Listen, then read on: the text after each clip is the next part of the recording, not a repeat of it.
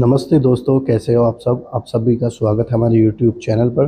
दोस्तों, आज हम बात करने वाले हैं। हमारा चैप्टर नंबर है 3, इतिहास का निर्माण और उसके स्रोत। पेज नंबर है 14। आज हम इसकी पहली हेडिंग देखते हैं दोस्तों। भौतिक अवशेष। पुरातत्व की विधियाँ हमें प्राचीन, मध्य और आधुनिक काल के इतिहास में पाए जाने वाले भौतिक अवशेषों को ढूंढने में मदद करती हैं।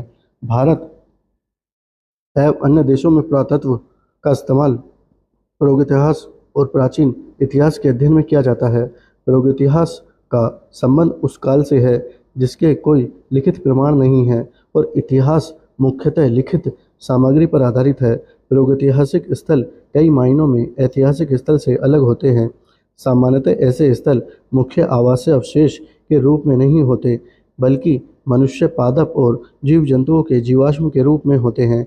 ये पठार और पहाड़ों के ढलान पर, नदी के किनारे और ऊंचाइयों पर पाए जाते हैं, जो विविध वनस्पतियों और जीवों से युक्त होते हैं। इससे कहीं अधिक महत्वपूर्ण यह है कि पाषाण युग के कई पत्थरों के औजार भी इन स्थलों पर पाए गए हैं। औजार, पौधे, जानवर और मनुष्य के अवशेष हिम पूर्व युग के जलवायु की स्थितियों को दर्शाते हैं। हालांकि ईसा पूर्व तीसरी शताब्दियों के मध्य तक भारत में सिंध संस्कृति में लिखावट के होने के प्रमाण मिलते हैं, लेकिन उसे अभी तक पढ़ा नहीं जा सका या उसकी व्याख्या अभी तक संभव नहीं हुई है। इस प्रकार हड़प्पा के लोग लिखना तो जानते थे, लेकिन उनकी संस्कृति को आग ऐतिहासिक काल प्रोटो हिस्टोरिक में रखा गया। यही हाल ताम्रयुग, शैलोक्लोथिक या ताम्र पाषाण युग की संस्कृति का है। जहाँ लोग लिखना नहीं जानते थे।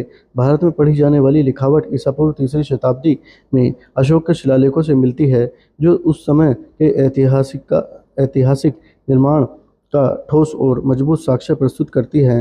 हालांकि अशोक से पूर्व के काल में वैदिक और उत्तर वैदिक साहित्यिक स्रोतों के बावजूद इतिहासकारों के लिए पुरातत्व शास्त्र महत्वपूर्ण स्रोत हैं। प्राचीन भारतीय समाज ने ढेरों भौतिक अवशेष छोड़े हुए हैं। दक्षिण भारत के पाषाण मंदिर और पूर्व भारत के ईंटों वाले मठ आज भी हमें अतीत के विशाल भवन निर्माण प्रक्रियाओं की याद दिलाते हैं। हालांकि इन अवशेषों का बहुत बड़ा भाग टीलों और खंडहरों में ढेर के रूप में पूरे भारत में दबा हुआ पड़ा है। ये कई प्रकार के हो सकते हैं: एकल सांस्कृतिक, प्रधान सांस्कृतिक और बहुसांस्कृतिक। एकल सांस्कृतिक टीले या खंडहर मुख्यतः एक तरह की संस्कृति को प्रस्तुत करते हैं। कुछ टीले या खंडहर केवल पेटेंट ग्रेवेयर संस्कृति को दर्शाते हैं। कुछ सातवाहनों और कुषाणों की संस्कृति को। प्रधान सांस्कृतिक टीले या खंडहरों में प्रधानता तो एक संस्कृति की होती है, लेकिन उसमें दूसरी संस्कृति भी पाई जाती है। बहुसांस्कृतिक टीलों या खंडहरों में कई महत्वपूर्ण संस्कृतियों को देखा जा सकता है, जहाँ कदाचित एक संस्कृति दूसरे संस्कृति पर व्याप्त है। रामायण और महाभारत के मामलों में इन अवशेषों या खंडहरों की परत दर परत खुदाई करके उन चीज़ों के जरिए उस वक्त की संस्कृति व अन्य पहलुओं को बेहतर तरीके से समझा जा सकता है। किसी अवशेष या खंडहर की खुदाई लंबवत या समतल रूप में हो सकती है। लंबवत खुदाई का अर्थ है लंबाई नुमा खुदाई, जिससे संस्कृति के काल का पता लगाया जा सके। यह मुख्यतः उस स्थल के कुछ हिस्सों तक सीमित होता है। समतल खुदाई का तात्पर्य है पूरे अवशेष या खंडहर की खुदाई या उसके अधिकतम हिस्से की खुदाई। इस विधि से पुरातत्ववेत्ताओं को एक कालखंड विशेष में किसी जगह की संपूर्ण संस्कृति का अनुमान लग जाता है।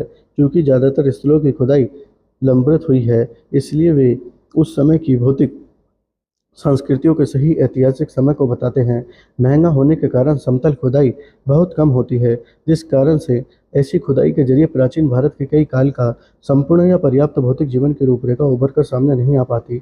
इन टीलों या खंडहरों की खुदाई से प्राप्त प्राचीन अवशेषों को विभिन्न अनुपात में संरक्षित किया गया है। पश्चिमी उत्तर प्रदेश, राजस्थान और उत्तर पश्चिम भारत के सूखे और शुष्क जलवायु में ये प्राचीन साक्ष्य अच्छी स्थिति में पाए जाते हैं, लेकिन मध्य गंगा के आर्द्र जलवायु वाले समतल मैदानों और डेल्टा प्रदेशों के मध्य में लोहे की वस्तुओं का क्षरण हुआ है और कच्चे मकानों या संरचनाओं की पहचान मुश्किल हो गई है। सिर्फ ज़्यादा पकी हुई ईंट और पत्थर से निर्मित वस्तुओं ही गंगा के आर्द्र जलवायु वाले समतल मैदानों में सुरक्षित पाई जा सकी हैं। खुदाई के माध्यम से ईसा पूर्व 6000 में बलूचिस्तान में लोगों द्वारा निर्मित गांव सामने आए हैं। ईसा पूर्व दूसरी शताब्दियों में गंगा के समतल मैदानों में विकसित भौतिक संरचना संरचनाएं भी सामने आई हैं। इससे लोगों के रहवासों जहां वे बसते थे उसका पता चलता है। साथ ही मिट्टी के बर्तन, उनके रिश्तेदार खाने और उनके द्वारा इस्तेमाल किए गए औजारों का भी पता चलता है। दक्षिण भारत के कुछ लोग जिन्हें उनके औजारों, हथियारों और सामग्रियों के साथ बड़े बड़े पत्थरों के बीच दफनाया गया, उसकी भी जानकारी मिलती है। इन संरचनाओं को मेगालिथिक कहा गया। हालांकि कुछ मेगालिथ इस श्रेणी में नहीं आते। उनकी खुदाई से लोहयुगीन से आगे के दक्कनी लोगों के जीवन के बारे में पता चलता है। वह विज्ञान जिसके जरिए हमें सिलसिलावार और सुनियोजित रूप से पुराने खंडहरों और चट्टानों को खोदकर लोगों के भौतिक जीवन के बारे में जानकारी मिलती है, उसे हम पुरातत्व शास्त्र कहते हैं। अब दोस्तों हम आते हैं पेज नंबर 16 पर। इस काल को निश्चित करने की विधियां हैं।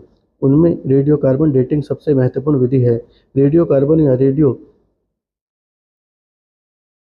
सक्रिय आइसोटोप कार्बन है जो प्रत्येक जीवित वस्तुओं में पाया जाता है। यह अन्य रेडियो सक्रिय पदार्थों की तरह ही समान रूप से विखंडित होता है। किसी जीवित वस्तुओं में हवा और भोजन द्वारा C14 के अवशोषित हो जाने के कारण C14 का विखंडन कम होता है। हालांकि जीवित वस्तुओं के निष्प्रमाण होने पर C14 घटकों का विखंडन समान अनुपात में जारी रहता है। तब हवा व भोजन द्वारा वह अवशोषित नहीं होता। प्राचीन वस्तुओं में विद्यमान रेडियो कार्बन में हुए क्षरण की माप के जरिए उसके होने के समय का निर्धारण किया जाता है। ऐसा इसलिए होता है क्योंकि रेडियो कार्बन का विखंडन समान रूप से होता है। सर्वविदित है कि रेडियो कार्बन का अर्ध जीवन काल 5568 वर्षों का होता है। किसी रेडियो कार्बन वस्तु की अर्ध जीवन काल का तात्पर्य उस अंतराल से है जिसमें वस्तुओं में विद्यमान रेडियो कार्बन सक्रिय तत्वों का ह्रास हुआ है। इस प्रकार किसी वस्तु का अस्तित्व यदि 5568 वर्ष पहले समाप्त हो गया तो उसमें विद्यमान C14 कार्बन डेटिंग पद्धति या रेडियो कार्बन 14 पदार्थों का अस्तित्व काल आधा हो जाएगा। और कोई वस्तु 11,136 वर्ष पहले समाप्त हो गई तो उसमें विद्यमान C14 घटकों का अस्तित्व काल 1/4 हो जाएगा। लेकिन इस विधि के द्वारा 70,000 साल पुरानी वस्तुओं का काल निर्धारण नहीं किया जा सकता।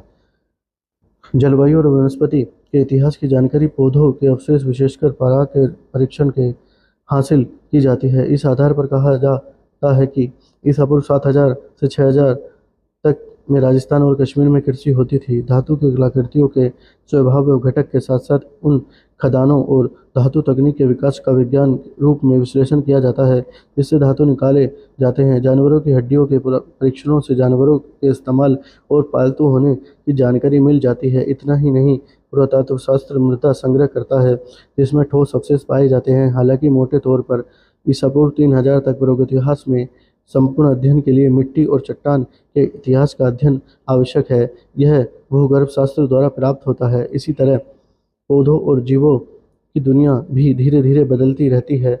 उनका इतिहास जीव विज्ञान अध्ययन से प्राप्त होता है। मानव इतिहास को समझना ना तो मिट्टी, पौधों और जानवरों को समझना बिना संभव है, ना ही दूसरी तरफ मानव के बीच निरंतर संबंधों को समझे बिना संभव नहीं है। भूगर्भीय और जैविक के प्रगति न केवल प्रागैतिहासिक बल्कि इतिहास को भी समझने में सहायता प्रदान करती है। पुरातात्विक अवशेषों के मद्देनजर पृथ्वी की उत्पत्ति के साथ शुरू होने वाले इतिहास के कुल समय के पैमानों का 98% से अधिक का अध्ययन करने के लिए भूवैज्ञानिक और जैविक अध्ययन महत्वपूर्ण स्रोत के रूप में कार्य करते हैं। अगली हेडिंग हमारे सिक्के, जो पेज नंबर 17 पर है। हालांकि बहुत बड़ी संख्या में सिक्कों और शिलालेखों को सतह पर पाया गया है, उनमें से बहुत ही खुदाई के दौरान पाए गए हैं। सिक्कों के अध्ययन को मुद्रा शास्त्र कहा जाता है। आजकल की तरह प्राचीन भारतीय मुद्रा कागज निर्मित नहीं थी, बल्कि धातु के सिक्कों के रूप में थी। प्राचीन सिक्के धातु से बनाए जाते थे। वे तांबे, चांदी, सोने और शीशे से बनाए जाते थे। जली हुई मिट्टी से बनने वाले सिक्कों और उन्हें बनाने वाली ढालों की खोज भी बड़ी तादाद में की गई। उनमें से ज़्यादातर का संबंध कुषाण काल से है, जो कि पहले 3 ईसा सदी से है। गुप्त काल के बाद इस तरह के ढांचे का उपयोग लगभग समाप्त हो चुका था। क्योंकि प्राचीन समय में आधुनिक बैंकिंग प्रणाली की तरह कुछ भी नहीं था, लोग मिट्टी के बर्तन और पीतल के बर्तनों में धन इकट्ठा किया करते थे, उनको बहुमूल्य चीज़ों के रूप में रखते थे। ताकि वे ज़रूरत के समय उसका इस्तेमाल कर सकें। भारत के विभिन्न हिस्सों में सिक्कों के ऐसे कई ढेर पाए गए हैं जिनमें केवल भारतीय ही नहीं, रोमन साम्राज्य जैसे विदेशों में ढाले गए सिक्के भी थे। वे मुख्यतः कोलकाता, पटना, लखनऊ, दिल्ली, जयपुर, बम्बई, चेन्नई के संग्रहालयों में सुरक्षित हैं। कई भारतीय सिक्के नेपाल, बांग्लादेश, पाकिस्तान, अफगानिस्तान में संग्रहालयों में हैं। विदित हो कि लंबे समय तक भारत पर ब्रिटेन ने शासन किया, फलस्वरूप वे कई भारतीय सिक्कों को भारत से बाहर ब्रिटेन के निजी और सार्वजनिक संग्रहालय में ले जाने में सफल रहे। प्रमुख वंशों के सिक्कों की सूची तैयार की गई और उन्हें प्रकाशित भी किया गया। हमारे भारत में यह सूची कोलकाता के भारतीय संग्रहालय और लंदन के ब्रिटिश संग्रहालय इत्यादि जगहों पर है। फिर भी बहुत बड़ी संख्या में ऐसे सिक्के हैं जिसकी सूची तैयार कर प्रकाशित की जानी है। प्राचीनतम सिक्कों में कुछ प्रतीक होते हैं थे, लेकिन बाद के सिक्के राजा और देवताओं के आकार प्रकार के साथ साथ उनके नाम और तारीख का भी उल्लेख करते हैं जहां वे पाए जाते हैं। उससे उनके संचरण इससे उनके संचरण पर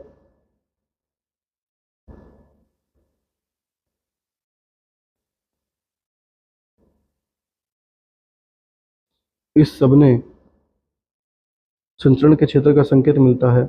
इस सब ने हमें कई सत्तारूढ़ राजवंशों के इतिहास का पुनर्निर्माण करने में सक्षम बना दिया, खासकर इंडो यूनानियों के जो उत्तर अफगानिस्तान से भारत आए थे और यहाँ दूसरी और ईसा पूर्व पहली शताब्दी तक शासन किया। हम उनके बारे में इसी आधार पर जानकारी हासिल कर पाए। सिक्कों का इस्तेमाल विभिन्न उद्देश्य मसलन दान, भुगतान और विनिमय के माध्यम के रूप में किया जाता था। ये उस वक्त के आर्थिक इतिहास के स्वरूप पर प्रकाश डालते हैं। शासकों की अनुमति से व्यापारियों व सुनारों के समूह द्वारा कुछ सिक्के जारी किए गए थे। इससे पता चलता है कि उन दिनों शिल्प और वाणिज्य महत्वपूर्ण हो चुके थे। सिक्कों ने उन दिनों लेन देन में बड़े पैमाने पर मदद की, व्यापार में योगदान दिया। सर्वाधिक बड़ी संख्या में भारतीय सिक्के मौर्य काल के बाद के काल में मिलते हैं। ये शीशे प्रोटीन, अब हम बात करेंगे पेज नंबर 18 की, सिक्कों के बारे में आगे पढ़ेंगे।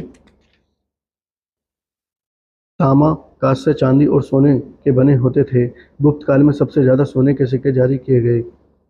इससे यह स्पष्ट होता है कि मौर्य के बाद खासकर गुप्त काल में व्यापार और वाणिज्य में बड़े परिवर्तन और विकास हुआ। हालांकि गुप्त काल के कुछ ही सिक्के पाए गए जो उस काल के व्यापार और वाणिज्य के पतन को दर्शाते हैं। वे सिक्के राजा व देवताओं और धार्मिक प्रतीकों तथा किंवदंतियों को दर्शाते हैं जो उस समय के शिल्प और धर्म पर प्रकाश डालते हैं। सिक्कों के रूप में कौड़ी का भी इस्तेमाल होता था, मगर उसकी क्रियाशक्ति कम थी। यह उत्तर गुप्त काल में भारी मात्रा में पाई जाती थी, लेकिन हो सकता है कि इसका इस्तेमाल पहले भी होता रहा हो।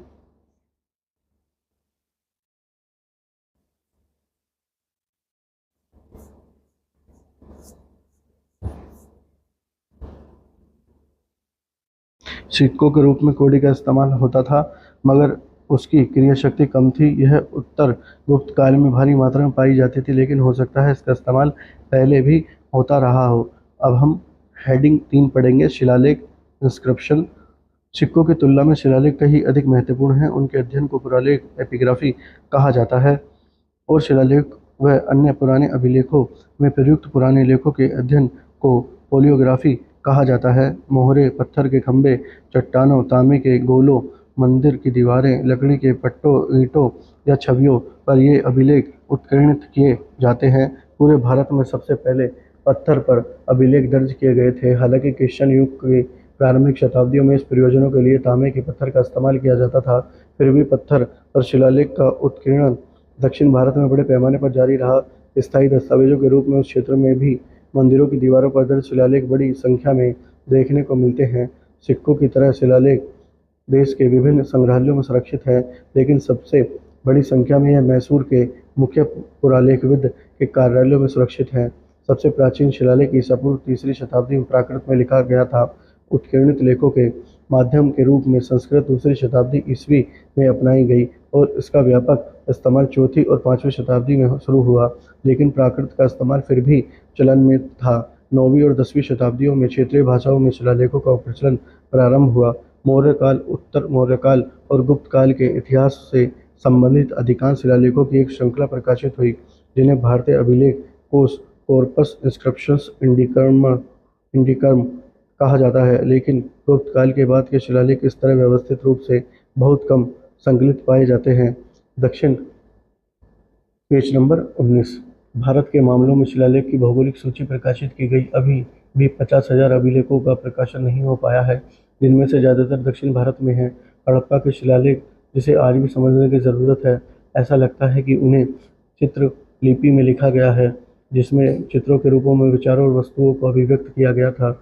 अशोक के अधिकतर शिलालेख ब्राह्मणी लिपि में उत्कीर्णित किए गए थे, जो बाएं से दाएं लिखी जाती थी। कुछ शिलालेख खरोष्टी लिपि में भी उत्कीर्णित हुए, जो दाएं से बाएं लिखी जाती थी।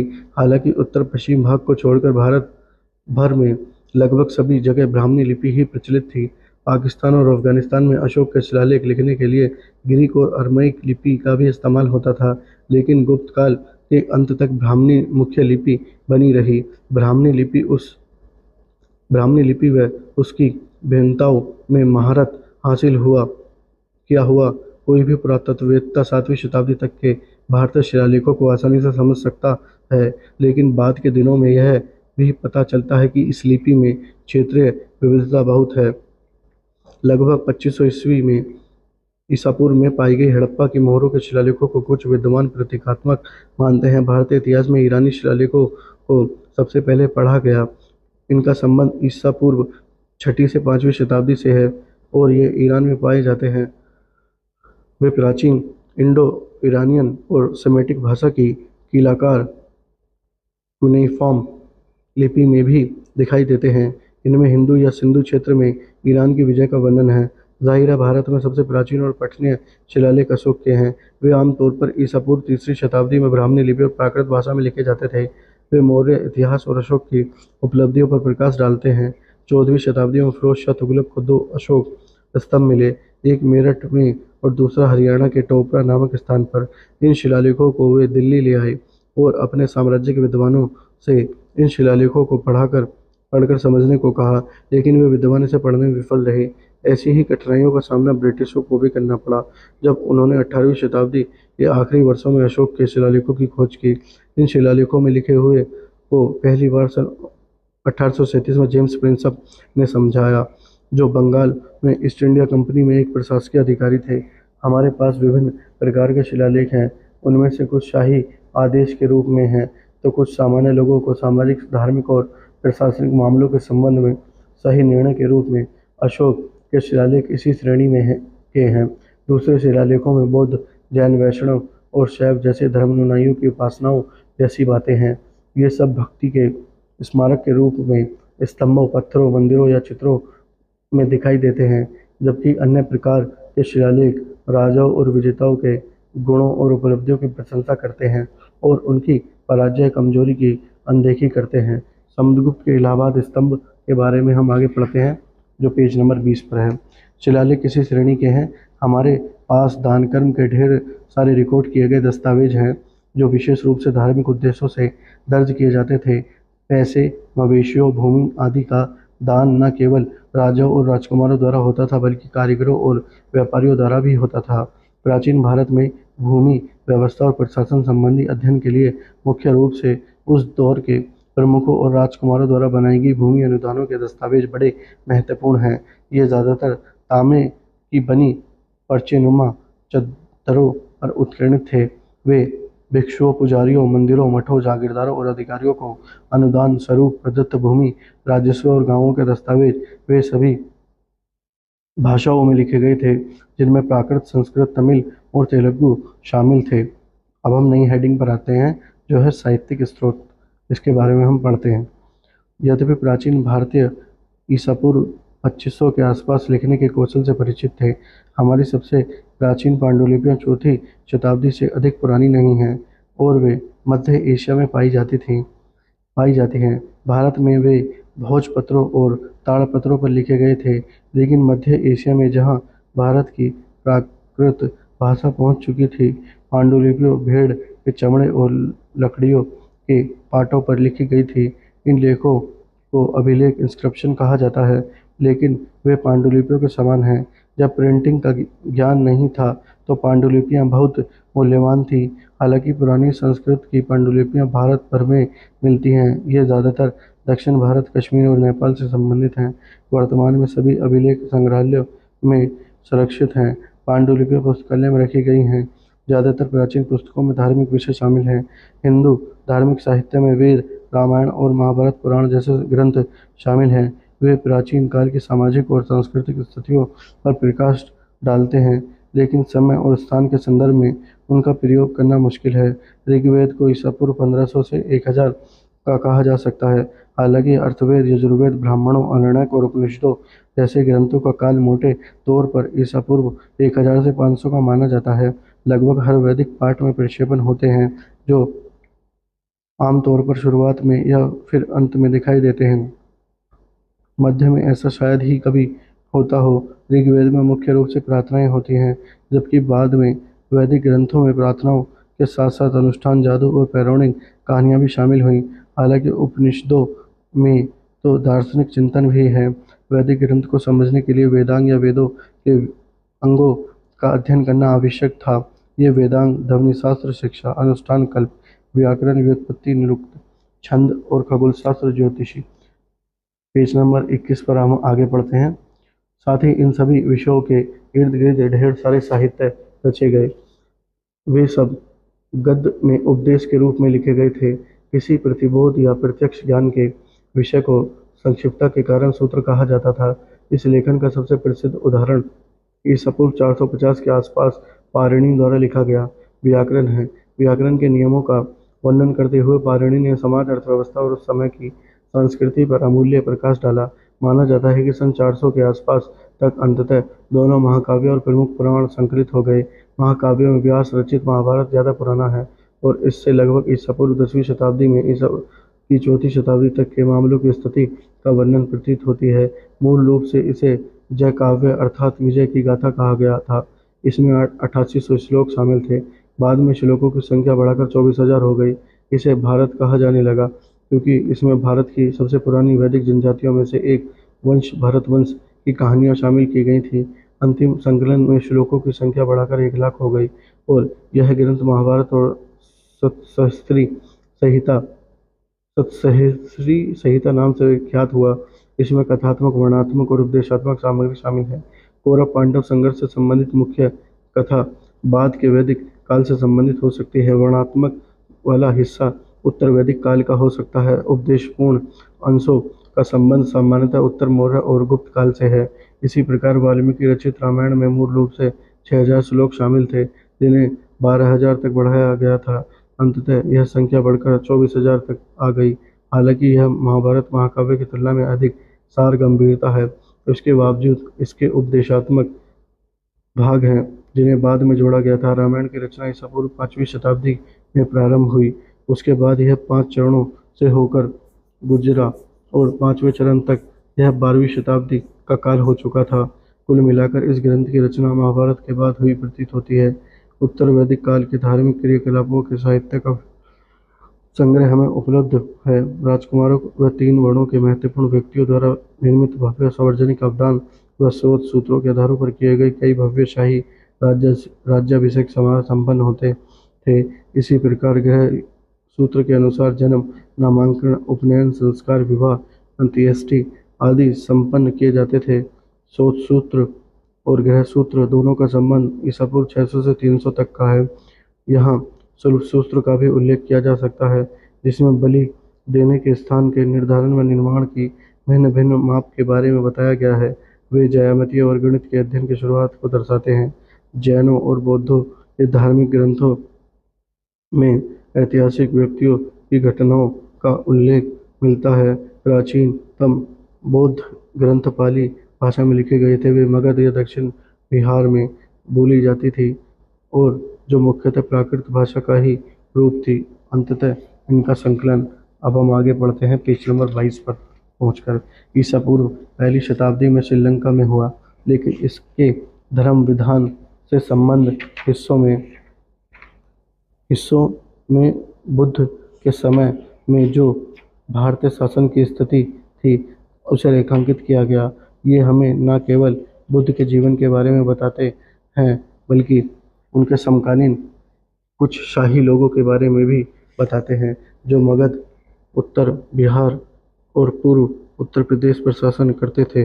धर्म विधान से इतर मामले से संबंध साहित्य के सबसे महत्वपूर्ण और रोचक हिस्सों में गौतम बुद्ध के पिछले जन्म की कहानियों का वर्णन किया गया है। माना जाता था कि गौतम के रूप में पैदा होने से पहले बुद्ध ने 550 से अधिक बार जन्म लिया था। इनमें से उन्होंने कई बार पशुओं के रूप में जन्म लिया था। प्रत्येक जन्म की कहानी को जातक कहा जाता है, जो कि लोक कथाओं के रूप में है। ये जातक कथाएं ईसा पूर्व 5वीं से ईसा पूर्व 2री शताब्दी के बीच की अवधि के सामाजिक और आर्थिक स्थितियों पर दृष्टि प्रकाश डालती हैं। ये बौद्ध काल की राजनीतिक घटनाओं के लिए प्रासंगिक संदर्भ भी प्रदान करती हैं। जैन ग्रंथ प्राकृत में लिखे गए थे और अंततः गुजरात में इन्हें 6ठी शताब्दी में वल्लभी में संकलित किया गया था। उनमें ऐसे कई अंश हैं जो महावीर कालीन पूर्व उत्तर प्रदेश और बिहार के राजनीतिक इतिहास को पुनर्गठित करने में मदद करते हैं। जैन ग्रंथों में व्यापार और व्यापारियों का संदर्भ बार बार आता है। हमारे पास धर्मनिरपेक्ष साहित्य का बड़ा भंडार है। इस कोटि में सामाजिक विधान के ग्रंथ आते हैं जिन्हें धर्मसूत्र और स्मृति कहा जाता है। टीकाओं के साथ इसे ही धर्मशास्त्र कहते हैं। धर्मसूत्र का संकलन ईसा पूर्व 500 से 200 में किया गया और प्रमुख स्मृतियों को ईसा की शुरुआत 6 शताब्दियों में संहिताबद्ध किया गया। इनमें भिन्न भिन्न वर्णों के कर्तव्यों के साथ साथ राजाओं और उनके अधिकारियों के कर्तव्यों का भी निर्धारण किया जाता था। इनमें विवाह के विधानों के साथ साथ संपत्ति रखने, बेचने और पुश्तैनी बनाने के कानून और कायदे भी निर्धारित थे। इनमें चोरी, हमले, हत्या और व्यभिचार जैसे अपराधों के लिए दंड भी निर्धारित किए गए थे। कौटिल्य का अर्थशास्त्र एक महत्वपूर्ण कानून की पुस्तक है। इससे कुल 15 खंड में विभाजित किया गया था, जिनमें से खंड 2, 3 अपेक्षाकृत अधिक पुराने माने जा सकते हैं और ये कई अलग लोगों द्वारा लिखे गए प्रतीत होते हैं। इस ग्रंथ को अंतिम रूप तो ईसवी सन की शुरुआत में दिया गया, लेकिन इसके प्रारंभिक अंशों से मौर्य काल के समाज और अर्थव्यवस्था की स्थिति का पता चलता है। यह पुस्तक प्राचीन भारतीय राजनीति और अर्थव्यवस्था के अध्ययन के लिए समृद्ध सामग्री प्रदान करती है। गैर धार्मिक ग्रंथों में इतिहास की संरचना निर्मित करने हेतु व्याकरण के ग्रंथ बहुत महत्वपूर्ण है। इसकी शुरुआत पाणिनि ने अष्टाध्यायी से हुई।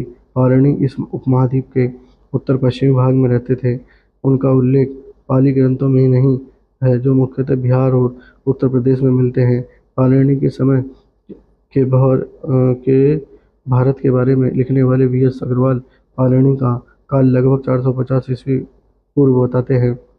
उनके अनुसार मौर्य पूर्व जनपद या प्रादेशिक राज्य के बारे में पाणिनि से अधिक जानकारी पेज नंबर 23 किसी अन्य ग्रंथ से नहीं मिलती है। ईसा पूर्व 150 में पतंजलि द्वारा पाणिनि पर की गई टीका से उत्तर मौर्य काल की बहुमूल्य जानकारी मिलती है।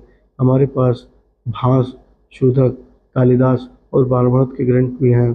साहित्यिक महत्व के अलावा उन ग्रंथों में रचनाकारों ने उस दौर की स्थिति का वर्णन किया है जिस दौर का वे लेखन कर रहे थे। कालिदास ने काव्य और नाटक की रचना की। अभिज्ञान शाकुंतलम उनकी सर्वाधिक प्रसिद्ध कीर्ति है। महान सृजनात्मक ग्रंथों के अलावा उनके लेखन में हमें गुप्त काल के सामाजिक और सांस्कृतिक जीवन की झलक भी मिलती है। संस्कृत स्तोत्रों के अतिरिक्त हमारे पास संगम साहित्य कोश में सबसे पहले तमिल ग्रंथ हैं। यह साहित्य उस दौर के प्रमुखों और राजाओं द्वारा संरक्षित कॉलेजों में एकत्रित हुए कवियों द्वारा 3-4 शताब्दियों में तैयार किया गया था। इस तरह के कॉलेजों को संगम कहा जाता था और इन विद्वत सभाओं में निर्मित साहित्य को संगम साहित्य के नाम से जाना जाता था। इस पूरे संकलन में संग्रह ईस्वी सन शुरुआत 4 सदियों में तैयार माना जाता है। हालांकि वास्तविक रूप से ये 6ठी शताब्दी तक ही पूरी तरह से तैयार हो पाए। संगम साहित्य में एटिट्टिकोई शीर्षक से 8 संकलन में लगभग 3000 पंक्तियों की कविताएं शामिल हैं। कविताओं को 100 के समूह में इकट्ठा किया गया, जैसे पुराणनुरु पहाड़ की 400। उनके 2 मुख्य समूह हैं, पतिनेकिल कुन्नुकु 18 निचले संग्रह, पट्टट्टीपट्टू 10 गाने। इनमें पहले वाला संभावित दूसरों से अधिक प्राचीन माना जाता है, अतः इसकी ऐतिहासिक महत्ता भी अधिक है। संगम ग्रंथों में कई परतें हैं, लेकिन वर्तमान में इन्हें शैली और सामग्री के आधार पर स्थापित नहीं किया जा सकता, जैसे कि बाद में दर्शाया गया है। उन्हें सामाजिक विकास के विभिन्न चरणों के आधार पर ही समझा जा सकता है। संगम ग्रंथ वैदिक ग्रंथों से काफ़ी भिन्न होते हैं। विशेष रूप से ऋग्वेद से उन्हें धार्मिक साहित्य नहीं माना जाता है। उनमें विभिन्न नायक नायिकाओं की प्रशंसा में कई कवियों द्वारा लिखी गई छोटी बड़ी कविताएं होती थीं, जो स्वभावतः धर्मनिरपेक्ष होती थीं। वे बहुत प्राचीन गीत नहीं थे, लेकिन उच्च गुणवत्ता वाले साहित्य जरूर थे।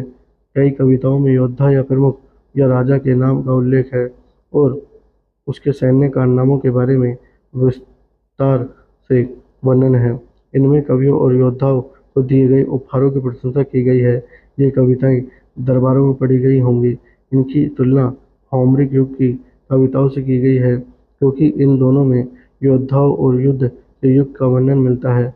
ऐतिहासिक दृष्टिकोण से इन ग्रंथों का उपयोग उतना सहायक सिद्ध नहीं होता है।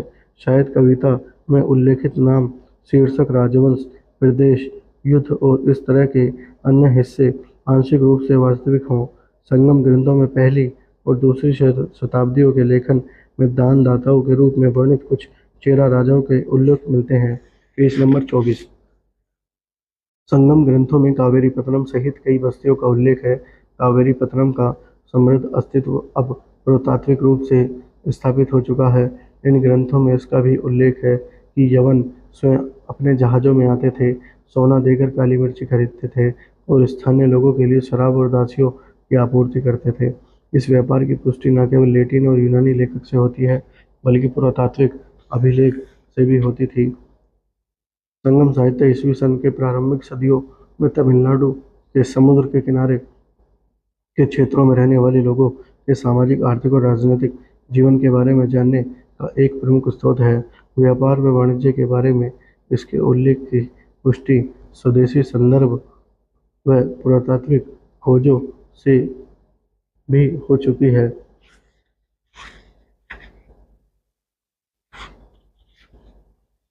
अब हम नई हेडिंग पढ़ेंगे, विदेशी संदर्भ। हमारी हेडिंग है विदेशी संदर्भ। विदेशी संदर्भों के साक्ष्य से भी स्वदेशी साहित्य की पुष्टि की जा सकती है।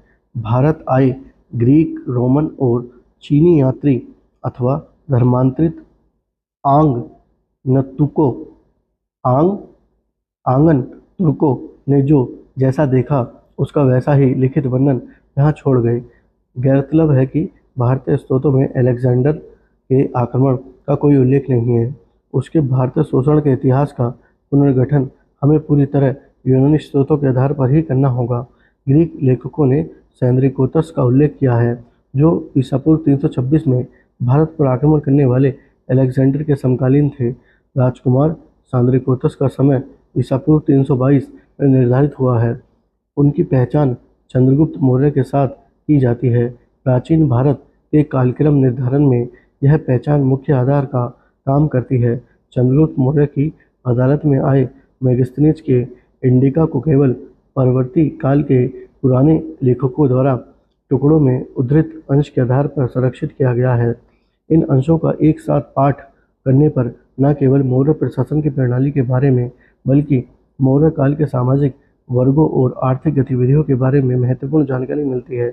जिस तरह से प्राचीन इतिहास के बहुत से लेखन अंतरंजा से भरे हैं, इसी तरह इंडिका भी भ्रामिकता और अतिरंजना से मुक्त नहीं है। पहली और दूसरी शताब्दियों के ग्रीक और रोमन इतिहास में कई भारतीय बंदरगाहों और भारत व रोमन साम्राज्य के बीच व्यापार की वस्तुओं का उल्लेख है। ग्रीक में लिखे गए दोनों ग्रंथ पेरिप्लस ऑफ द इरेथियन सी और टॉलेमी ज्योग्राफी से प्राचीन भूगोल और वाणिज्य के अध्ययन हेतु मूल्यवान व महत्वपूर्ण आंकड़े मिलते हैं। इनमें पहली कीर्ति की प्रतिलिपि का समय सन 80 से 115 माना जाता है, जबकि दूसरी का समय सन 150 निर्धारित हुआ है।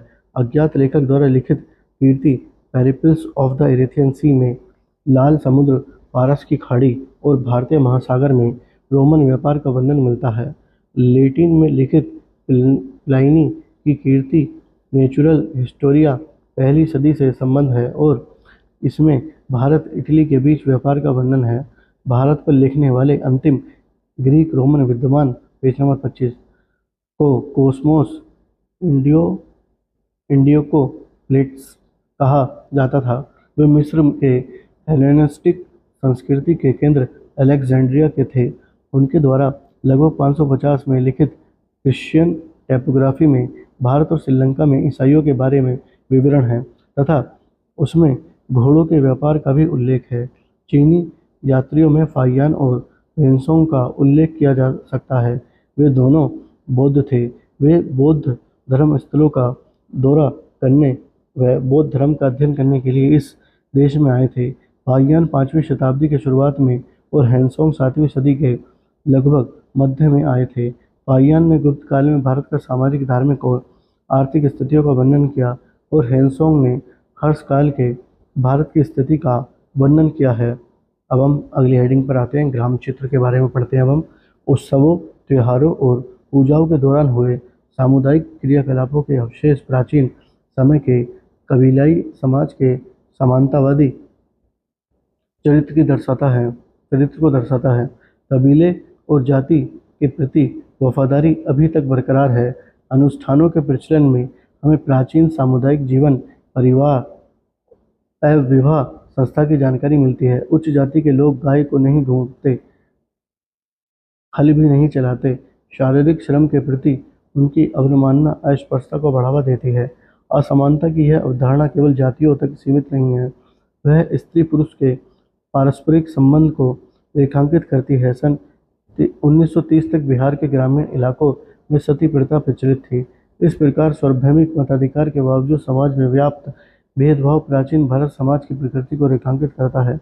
ग्रामीण रीति रिवाजों और जाति के पूर्वाग्रहों द्वारा हमारे प्राचीन राजनीति और समाज पर शासन करने वाले कई धर्मशास्त्री नियमों को स्पष्ट किया गया है।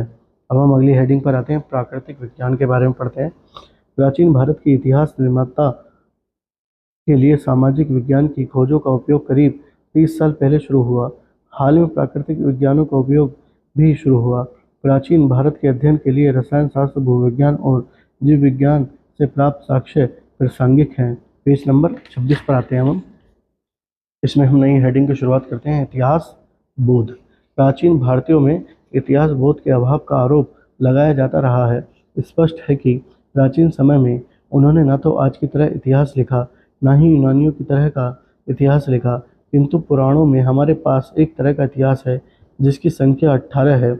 18 एक परंपरागत शब्द है। हालांकि विश्वकोशीय सामग्री के रूप में पुराणों से गुप्त काल के शुरुआती शासन के वंशवादी इतिहास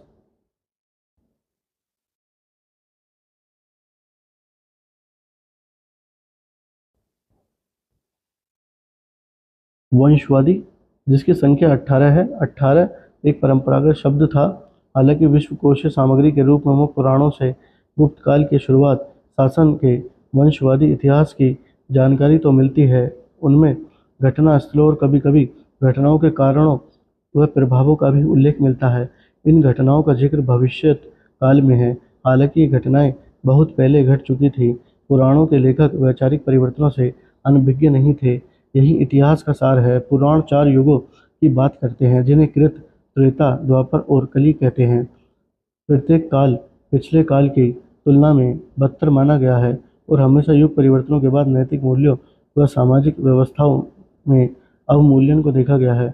इतिहास के महत्वपूर्ण समय और स्थान को प्रमुखता से रेखांकित किया गया है। कहा जाता है कि स्थान व काल के बदलते क्रम में धर्म अधर्म में और अधर्म धर्म में बदलता जाता है। प्राचीन भारत में कई युगों की शुरुआत हुई जिनके अनुसार घटनाओं को दर्ज किया गया है। ईसा पूर्व 57-58 में विक्रम संवत शुरू हुआ। सन 78 में शक संवत और सन 319 में गुप्त काल शुरू हुआ। इन अभिलेखों व रचनाओं में घटनाओं का उल्लेख समय और स्थान के संदर्भ में ही होता है।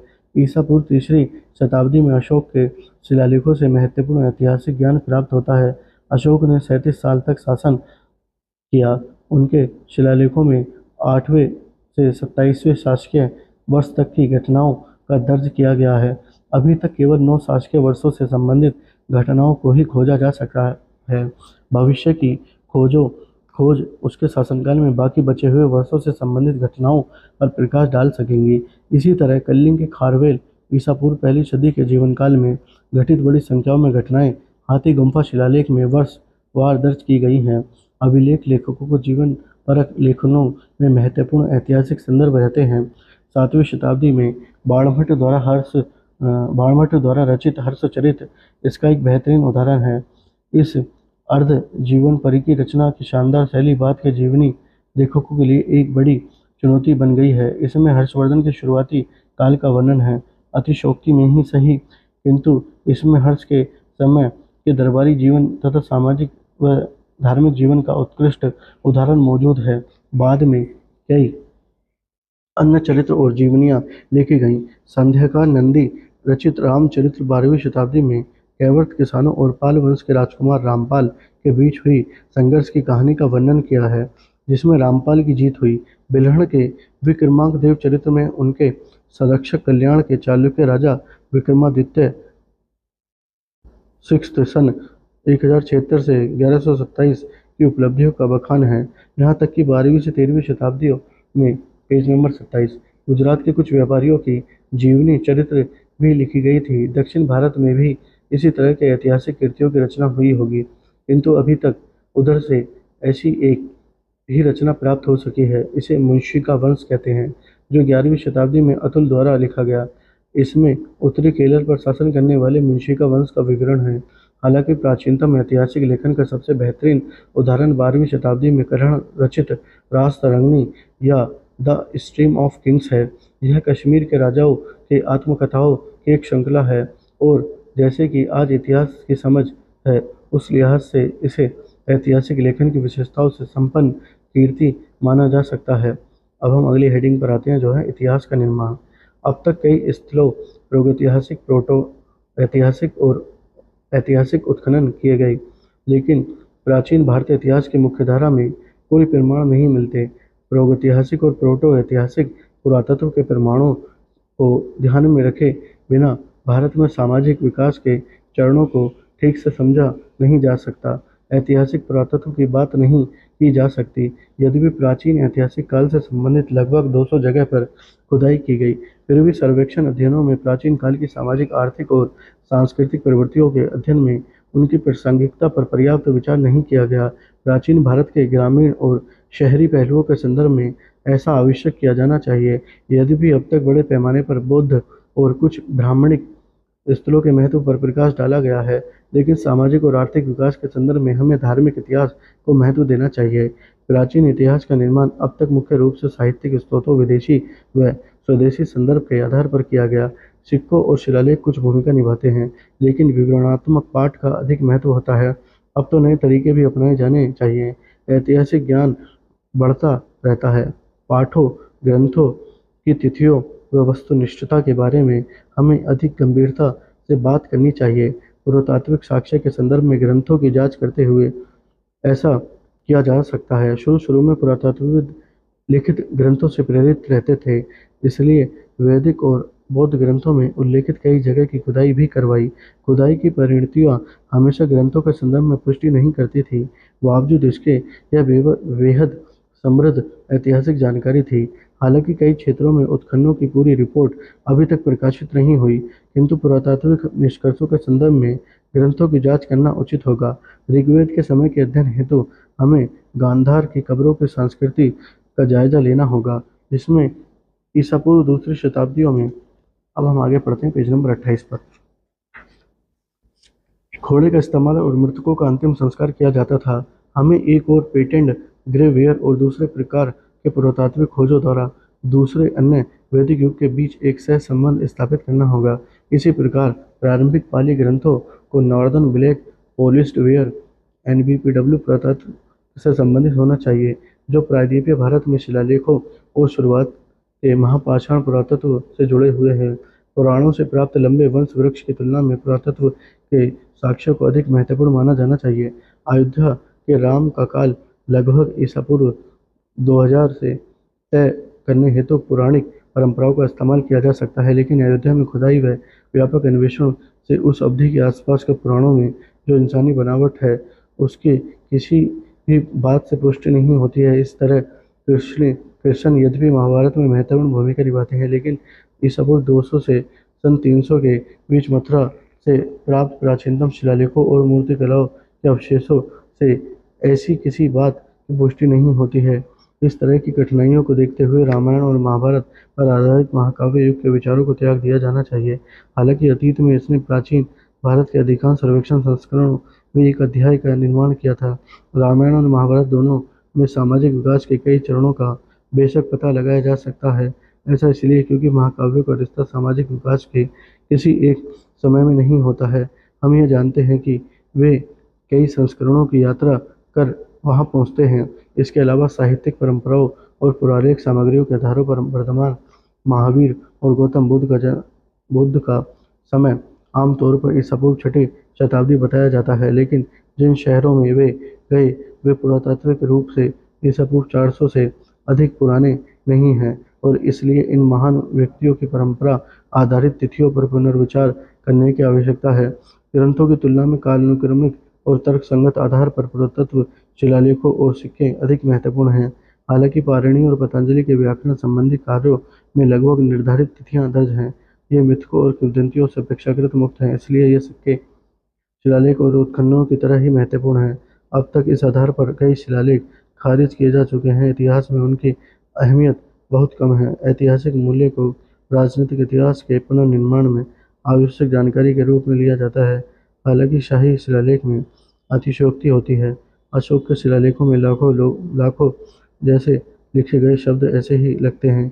यह मनुष्य और जानवरों पर लागू होता है। कलिंग युद्ध में मारे गए लोगों की संख्या और उन्हें पाटलिपुत्र लाए जाने के कथन के आधार पर संदेह पैदा होता है। समुद्रगुप्त और राजा चंद्र के शिलालेखों में भी अंतर्जनना इन अतिशयोक्तियों के बावजूद पौराणिक परंपराओं की तुलना में शिलालेख निश्चित रूप से अधिक विश्वसनीय हैं। पुराणों का उपयोग हालांकि सातवाहनों की उत्पत्ति को पीछे धकेलने के लिए किया जाता है। शिलालेखों में इसे ईसा पूर्व 1ली शताब्दी का बताया गया है। शिलालेख किसी राजा के शासनकाल, उसकी विजय और उसके विस्तार का संकेत देते हैं, लेकिन साथ ही साथ वे राजनीतिक, समाज, अर्थव्यवस्था और धर्म के विकास को भी उजागर करते हैं। इसलिए यह अध्ययन पुरातत्व का केवल राजनीतिक और धार्मिक इतिहास के लिए अभिलेखों का उपयोग नहीं करता है। पेज नंबर 29 पर आए दोस्तों हम। पुरालेख में दर्ज भूमि अनुदान केवल वंश वृक्ष और उनकी जीत की सूचियों के लिए ही महत्वपूर्ण नहीं है, बल्कि उत्तर गुप्त काल में हुए नए राज्यों के उदय, सामाजिक और कृषि संरचना और परिवर्तन आदि के लिए भी महत्वपूर्ण है। इस तरह सिक्कों को केवल भारतीय, यूनानी, शक, सातवाहन और कुषाण के इतिहास के पुनर्निर्माण के लिए ही नहीं, बल्कि व्यापार और शहरी जीवन के इतिहास के लिए भी इस्तेमाल किया जाना चाहिए। सारांशतः ऐतिहासिक पुनर्निर्माण के लिए ग्रंथ, सिक्के, शिलालेख, पुरातत्व आदि से प्राप्त सामग्रियों का सावधानीपूर्वक संग्रह आवश्यक है। हमने देखा कि यह स्रोत के सापेक्ष महत्व की समस्याओं को बढ़ाता है। इस प्रकार महाकाव्य और पुराणों में पाए जाने वाले पौराणिक कथाओं से सिक्कों, शिलालेखों और पुरातत्व को अधिक महत्वपूर्ण माना जाता है। पौराणिक कथाओं से सिक्के, शिलालेख और पुरातत्व को अधिक महत्वपूर्ण माना जाता है। पौराणिक कथाएं प्रमुख मानदंड का समर्थन कर सकती हैं, सामाजिक प्रथाओं को मान्य कर सकती हैं और जातियों व अन्य सामाजिक समूहों की असुविधाओं को उचित ठहरा सकती हैं, किंतु उनमें वर्णित घटनाओं को सच नहीं माना जा सकता। प्राचीन समय से अभी तक प्रचलित प्रथाओं से भी हम प्राचीन काल को समझ सकते हैं। ग्रामीण जीवन और आदिम जनजीवन के अध्ययन से प्राप्त अंतर्दृष्टि प्राचीन इतिहास के निर्माण में मूल्यवान धरोहर की तरह है।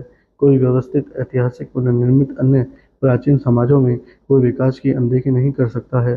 तुलनात्मक दृष्टिकोण प्राचीन भारत में दुर्लभ या अनोखेपन के अवलोकन को दूर कर सकता है। इन प्रवृत्तियों को खोज कर बाहर ला सकता है जो प्राचीन भारत से दूसरे देशों को अतीत के समाजों के साथ मेल खाती है। हम दुनिया के अन्य भागों में लोगों के साथ भारतीय संबंधों के बारे में जानने के लिए मानव आनुवंशिक अनुसंधान के परिणामों का उपयोग कर सकते हैं। आनुवंशिक और पीढ़ीगत विरासतीय गुणों का वैज्ञानिक अध्ययन जातीय मिलन, जनसंख्या के फैलाव और संस्कृति के प्रसार को दर्शाता है।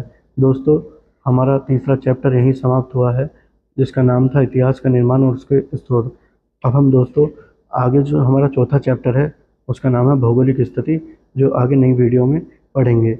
आपको ये वीडियो अच्छी लगी हो मित्रों तो लाइक, सब्सक्राइब करके ज़रूर जाएं। Thank you very much.